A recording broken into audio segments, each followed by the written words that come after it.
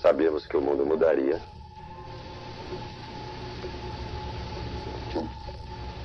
Rio. Chorou. A maioria das pessoas estava em silêncio. Agora me tornei a morte, o destruidor de mundos. Acredito que todos nós pensamos assim, de certa forma.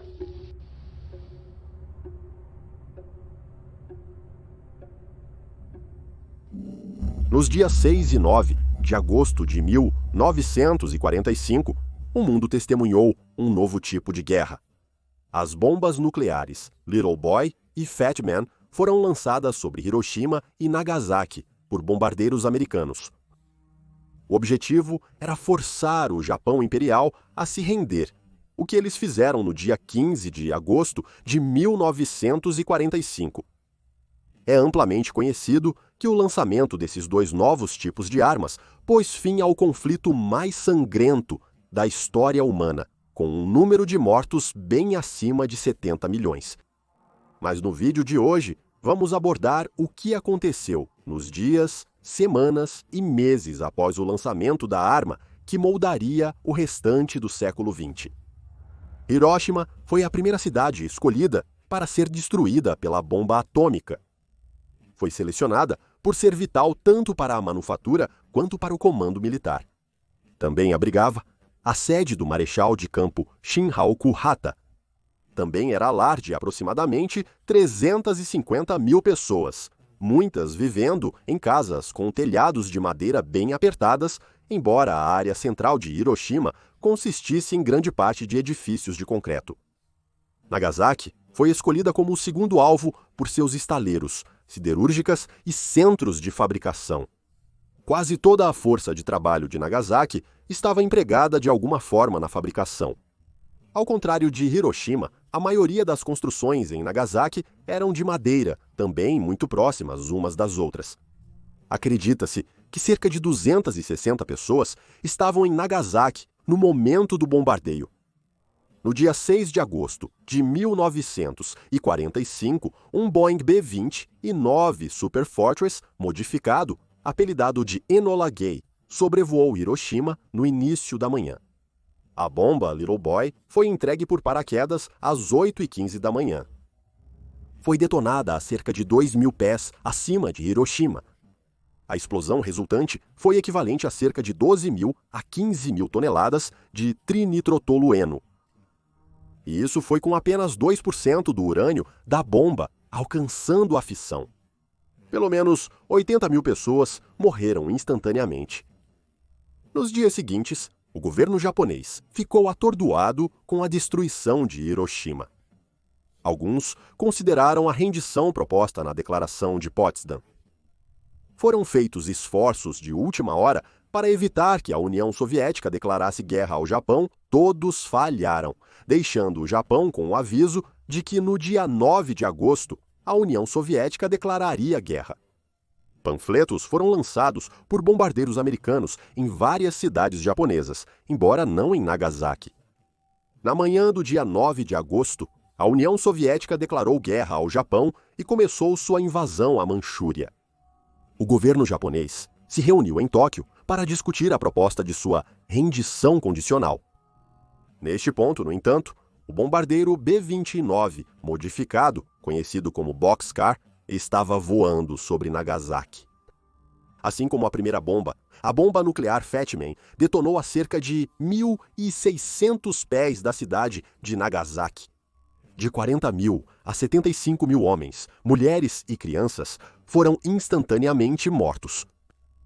No dia seguinte, em 10 de agosto, a liderança civil e militar japonesa se reuniu para discutir se concordariam ou não com a rendição total e incondicional, conforme estabelecido pela Declaração de Potsdam. O imperador Hirohito, quebrando a tradição do imperador de não interferir nas decisões do governo, declara que deseja aceitar a Declaração de Potsdam, mas apenas se o título de imperador puder permanecer soberano. Enquanto isso, os americanos planejam mais ataques nucleares. Isso é, até que a mídia japonesa vaza que o Japão pretende se render incondicionalmente. O secretário de Estado americano James Burns emite sua resposta ao pedido do imperador Hirohito para que ele permaneça no poder.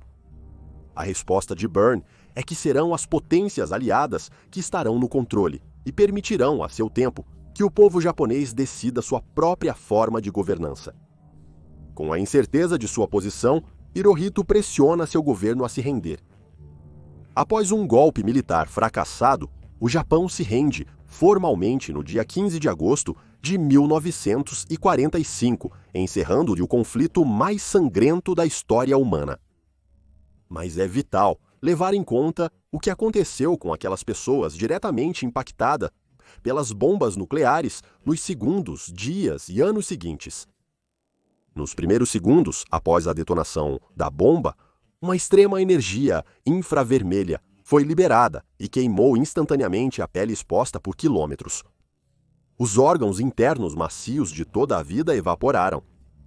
Nêutrons e raios gama começam a atingir o solo nos primeiros milissegundos após a explosão. A radiação ionizante que reivindicará muitas vidas nos dias que virão.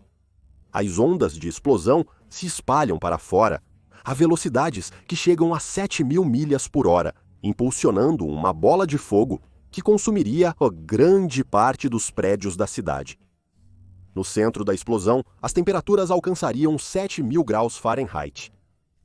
Vidro quebrado e todo tipo de destroços são lançados ao ar, cortando aqueles infelizes o suficiente para serem pegos no tempestuoso e mortal turbilhão.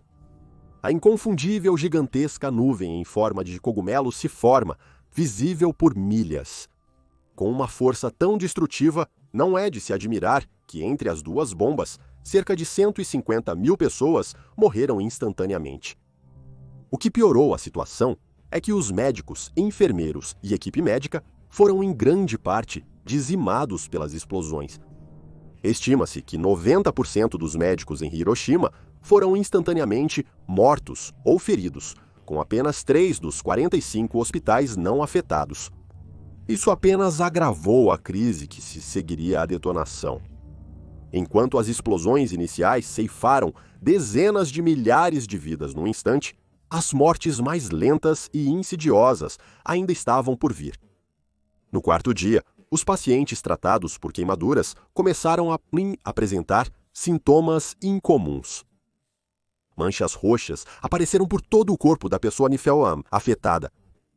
Eles começariam a hemorragia de sangue após os menores cortes ou injeções e vomitariam um líquido marrom fétido.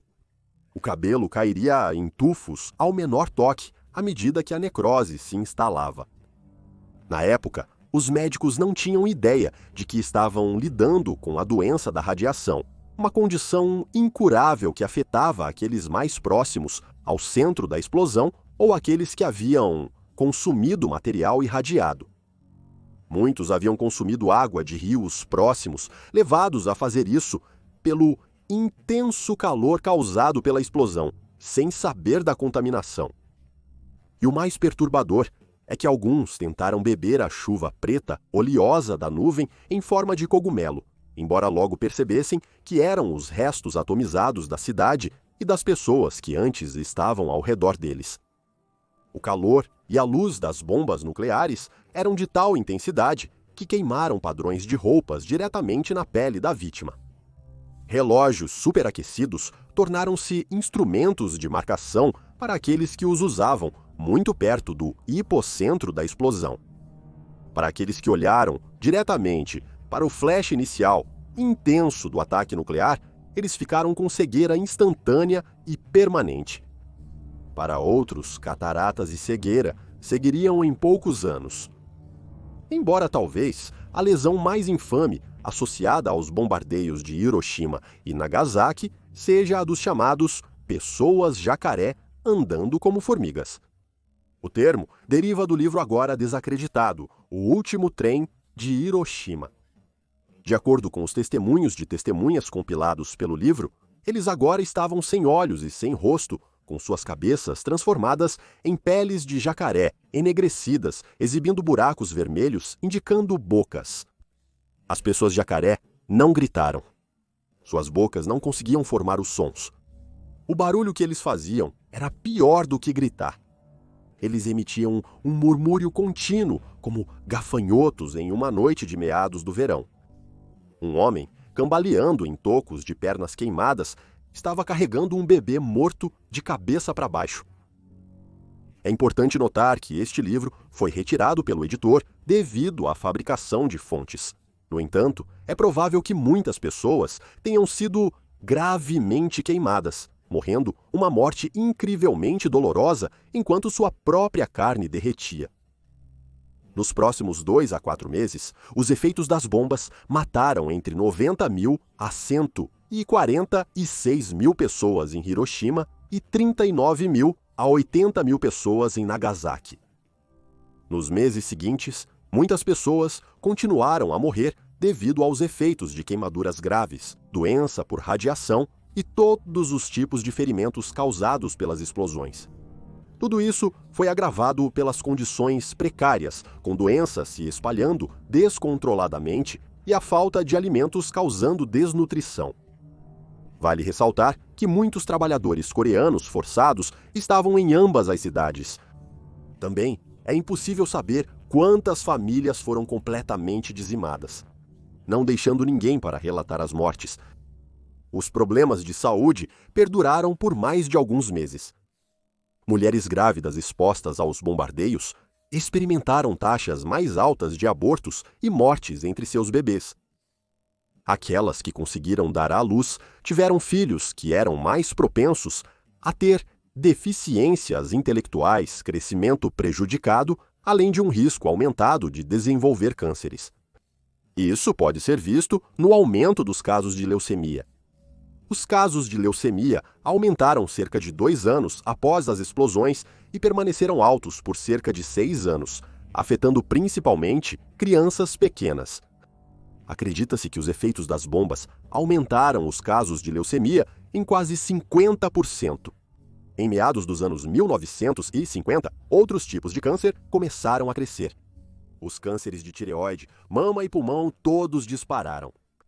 Há até relatos daqueles azarados ou sortudos, dependendo de como você vê, que sobreviveram aos 2 bombardeios de Hiroshima e Nagasaki. O primeiro a ser reconhecido como um sobrevivente duplo foi Tatamao Yamaguchi. Yamaguchi viajava a negócios para Hiroshima pela Mitsubishi Heavy Industries. Ele foi pego na primeira explosão nuclear. Ele estava a cerca de 3 quilômetros da explosão e sofreu queimaduras de radiação no lado superior esquerdo do corpo. Ele então retornou para sua cidade natal, Nagasaki, onde recebeu tratamento para as queimaduras e voltou ao trabalho no dia 9 de agosto. Desta vez, ele não foi ferido pela explosão, mas sofreu de uma infecção devido às ataduras não trocadas. Yamaguchi continuou a viver uma vida longa, falecendo aos 93 anos. Até hoje, apenas os bombardeios em Hiroshima e Nagasaki representam os únicos usos de bombas nucleares contra uma população. Este não é um vídeo discutindo se as bombas foram justificadas ou não. Este é apenas um vídeo examinando o custo humano do uso de tais dispositivos. Nos anos que se seguiram, as bombas nucleares se proliferaram e se tornaram ainda mais poderosas. As capacidades destrutivas, detidas por apenas alguns países, representam um perigo que é muito bem conhecido durante a Guerra Fria. No entanto, após o esfriamento da Guerra Fria, houve apenas algumas instâncias de uma real chance de um ataque nuclear. Os horrores infligidos em Hiroshima e Nagasaki são incompreensíveis, assim como o custo humano. Podemos apenas esperar que Hiroshima e Nagasaki permaneçam como as únicas 2 cidades a enfrentar um ataque nuclear.